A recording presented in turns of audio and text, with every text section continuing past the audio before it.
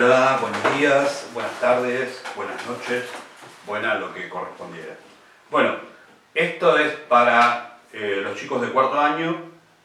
Vamos a ver si hablamos brevemente de la Primera Guerra Mundial y de sus consecuencias en general y de una de sus principales consecuencias, que fue el surgimiento del gobierno bolchevique por la Revolución Rusa de octubre-noviembre de 1917. Octubre-noviembre porque hay dos fechas. Los rusos estaban utilizando un calendario juliano y estaban atrasados respecto de la fecha que utilizaba el mundo en general. O sea que lo que para ellos ocurrió a fines de octubre, la Revolución de Octubre, para el resto del mundo ocurrió a principios de noviembre. Bueno, nosotros habíamos visto la competencia interimperialista y la paz armada. Esa competencia interimperialista era la lucha entre las potencias hegemónicas, fundamentalmente europeas, por disputarse territorios a nivel mundial. Esas tensiones van a generar el estallido de la guerra en julio de 1914. En realidad la guerra empieza un poquitito después, ¿no? Y durante mucho tiempo esa guerra se va a llamar Gran Guerra. Va a transcurrir entre 1914 y noviembre de 1918. Con posterioridad, cuando ocurre la Segunda Guerra, que es mucho más terrible que la primera, esta Gran Guerra se va a transformar en la Primera Guerra Mundial. ¿Por qué? Y porque Gran Guerra queda chico como adjetivo, porque fue mucho más grande y mucho más destructiva la guerra que empieza en el 39 y va a continuar hasta 1945. ¿Sí?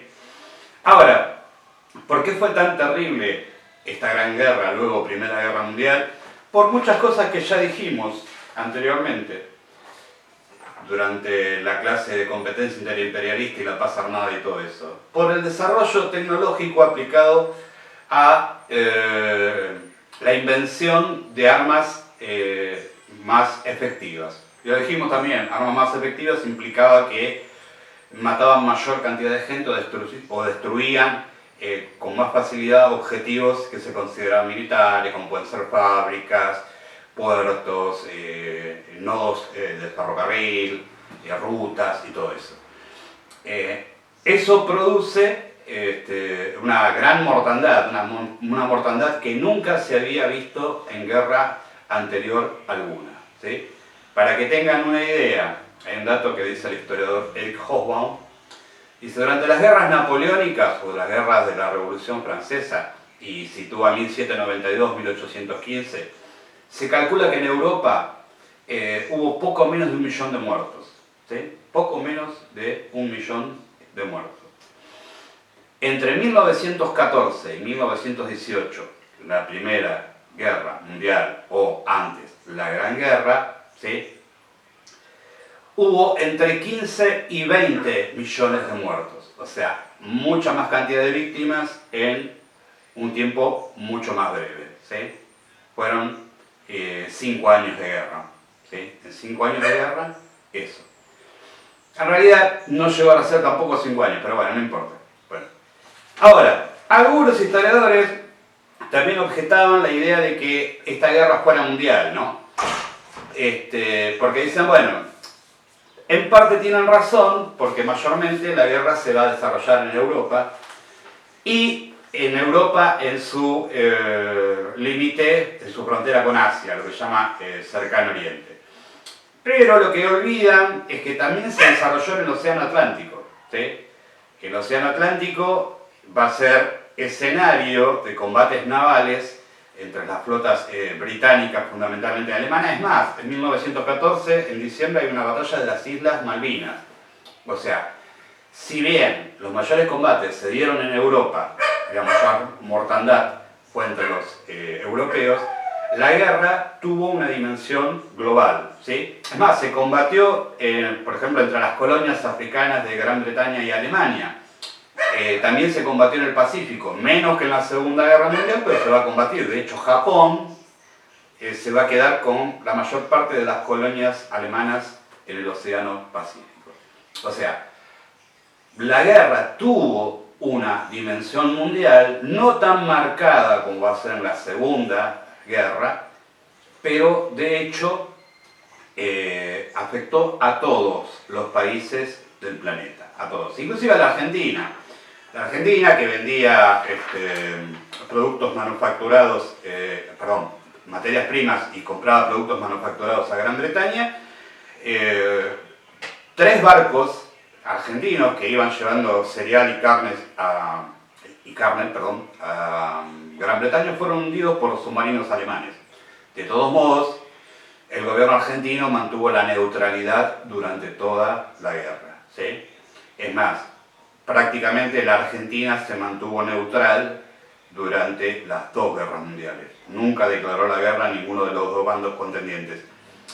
Digo, para que ustedes lo entiendan, tardíamente, allá por fines de marzo del 45, si mal no recuerdo, Argentina le va a declarar la guerra a Alemania, pero en realidad es formal, nunca hay movilización de tropas ni nada.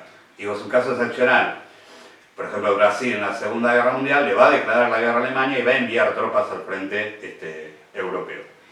Bueno, la guerra es un desastre económico, un desastre demográfico. Es más, ahora estamos en medio de una pandemia que todos, es obvio decirlo, COVID-19. Bueno, cuando termina la guerra, ¿sí?, va a haber una epidemia mundial de algo que se llamaba gripe española, que causó más de 20 millones de muertos, o sea que es una consecuencia también de la destrucción demográfica, edilicia, sanitaria que había generado la Primera Guerra Mundial.